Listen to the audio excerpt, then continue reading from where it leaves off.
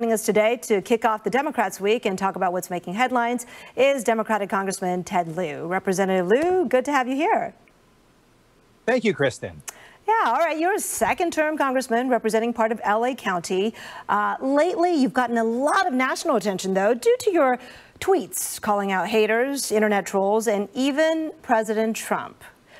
You've been dubbed the clapback king. I know people in LA know why, but here in the Bay Area, I just want to give folks an example.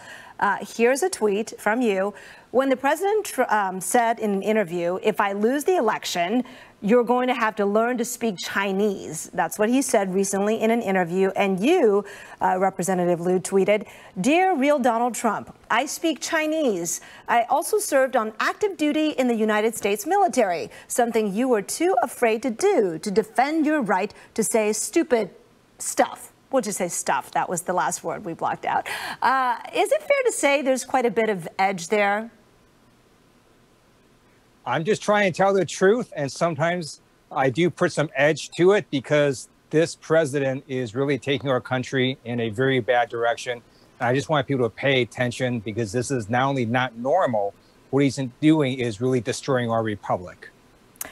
Also in that tweet, I sense there's some personal experience that was driving the anger there. Is that right? Absolutely. And so we know that Asian Americans have experienced an unprecedented level of hate crimes. Since this pandemic has started, over 2,000 hate crimes and hate incidents have occurred against Asian Americans, according to the Asian Pacific Policy and Planning Council that's been tracking this. And when the President of the United States engages in racist statements or uses bigoted remarks, that just adds fuel to the fire. And I'm trying to help push back against what he's doing. All right, I got to ask you, though, did you change your mind? Because after the president was elected, you said, this was, we're talking about end of 2016, we had a peaceful transfer of power and we owe it to the president to give him a chance to govern. So how did you get from that to kind of being a chief Twitter antagonist? Oh, that's a great question. I never set out to resist this president. After November 2016's elections, I basically said something like what you just stated, which is that one of the things that makes America great is our peaceful transfer of power. Donald Trump won the Electoral College. We should give him a chance to govern. A few months later, I concluded I was wrong. And it was because the president was attacking the institutions of our democracy. He was going after the legitimacy of the free press. He was attacking the legitimacy of the judiciary. And then he was lying at a rate I've never seen a human being lie. And in my view, that is what is a danger to our republic. And I decided if he's going to say or do 37 crazy things in a month, I'm going to try to endeavor to push back on all 37 crazy things. All right. Well, right now you feel as though he's attacking the United States Postal Service. In fact, this morning you sent a letter to the FBI urging it to investigate the Postmaster General, Louis DeJoy. Do you believe crimes have been committed? The federal law is very clear.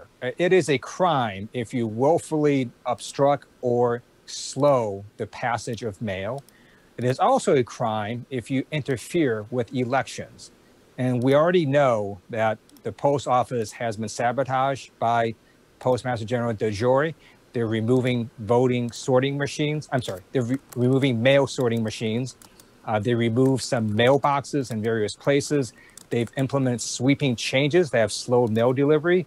We have veterans and senior citizens not able to get their prescription drugs, and sometimes have to wait weeks. And so we want to make sure that this is not criminal behavior. That's why I'm asking the FBI to investigate. All right, this morning, your leader, House Speaker Nancy Pelosi, says she's calling you all back from your recess to vote on a $25 billion aid for the Postal Service so that it could beef up, so it can handle all the additional mail from the mail-in ballots come election time. Now, the White House has indicated it would only support it if it's tied to pandemic unemployment checks to Americans. And of course, people need the money. So would you support that? I would support anything to get the post office funded. And we passed in the House of Representatives the HEROES Act on May 15th. That was in May, and they had a full funding not only for the post office, but for these very stimulus checks that the White House wants, as well as a lot of funding for hospitals and cities and states and local governments are bearing the brunt of this pandemic. All right. Well, I got to ask you also, you're asking for another investigation as well. We heard today that Miles Taylor, a former Republican Homeland Security official, accused the president of asking FEMA to actually withhold money from California wildfire victims for political gain. Exactly what did he say? What's your reaction to that? Right. So sometimes I think it's hard to be shocked by what Donald Trump does, and I continually am surprised and shocked by what Donald Trump does. So today I learned that this former DHS chief of staff stated that Donald Trump told FEMA to cut off funding to wildfire disaster victims in California because we were not part of his base and because we did not support him. That is outrageous. The President of the United States is the president for all Americans, and for him to tell FEMA to cut off funding is something that is utterly disgraceful. Wildfires went through a portion of my district. The Woolsey fire was quite devastating, and that's why I'm writing a letter to the Inspector General asking the Inspector General to investigate. All right, well, that's certainly an issue that's very relevant to those of us in the Bay Area as well. As you know, we had the North Bay wildfires and a lot of devastation there. A lot of Californians are, of course, angry. They've been inconvenienced and even in danger by these latest rolling blackouts, which, you know, is tied to the need to suppress wildfires. But today, Governor Newsom expressed his frustration and says he wants an investigation.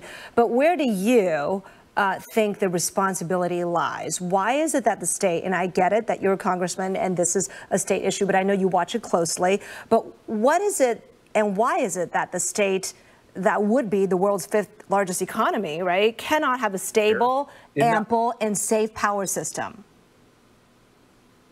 I agree with California Governor Gavin Newsom that there should be an independent investigation.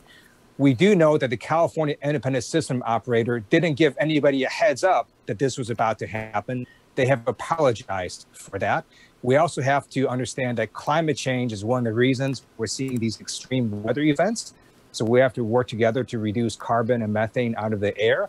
But I absolutely agree with Governor Newsom. We do need an investigation. Okay.